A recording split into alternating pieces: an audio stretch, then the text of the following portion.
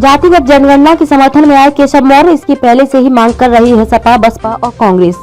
UP में भाजपा के पिछड़ा वर्ग के चेहरा माने जाने वाले उप मुख्यमंत्री केशव प्रसाद मौर्य ने जातिगत जनगणना का समर्थन किया है। ऐसा बयान देने वाले भाजपा के इस कद पर वह पहले नेता है। सपा, बसपा और कांग्रेस पहले से ही यह मांग कर रही है।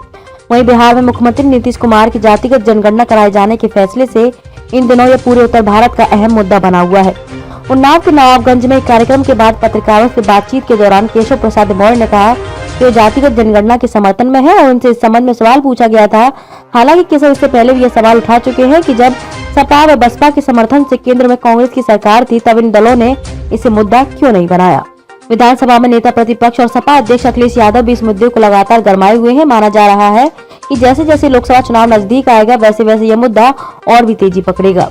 वर्ष 2019 के लोकसभा चुनाव के अपने घोषणा पत्र में सपा यहां तक कह चुकी है कि देश के 10% सामान्य वर्ग के लोग 60% राष्ट्रीय संपत्ति पर काबिज हैं। स्पष्ट है कि जातिगत जनगणना उसकी अहम रणनीतिक मांगों में शामिल है। केंद्र की भाजपा सरकार पिछले साल सुप्रीम कोर्ट में यह कह चुकी है कि ओबीसी की अलग से जातिगत जनगणना बेहद कठिन है। तब बसपा सुप्रीमो मायावती ने इसे ओबीसी को लेकर भाजपा की कथनी और करनी में अंतर करार दिया था।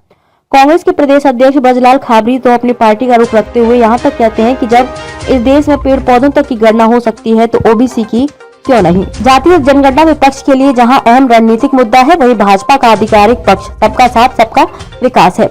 पिछले साल केंद्र सरकार ने सुप्रीम कोर्ट में कहा था कि ओबीसी से अलग से गणना प्रशासनिक तौर पर बेहद कठिन है। आगामी लोकसभा चुनावों के समय तक यह मुद्दा फिर अपने पूरे शबाब पर होगा। भारत में पिछड़ी जाति आधारित जनगणना 1931 में हुई थी। आजाद भारत में भी पिछड़ी जातियों का मुद्दा लगातार गरमाया रहा। मंडल आयोग की सिफारिशों के आधार पर 1992 में केंद्र की तत्कालीन वीपी सिंह सरकार ने इन जातियों को 27% आरक्षण दिया। हालांकि उसके बाद भी यह मुद्दा कभी तेज और कभी धीमी राजनीतिक आंच पर सिकता रहा।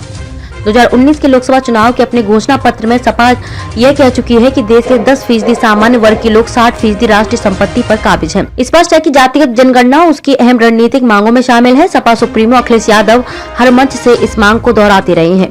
केंद्र की भाजपा सरकार के संबंध में सुप्रीम कोर्ट में हलफनामे के बाद बसपा सुप्रीमो मायावती ने इसे ओबीसी को लेकर भाजपा की कथनी करनी में अंतर करार दिया था।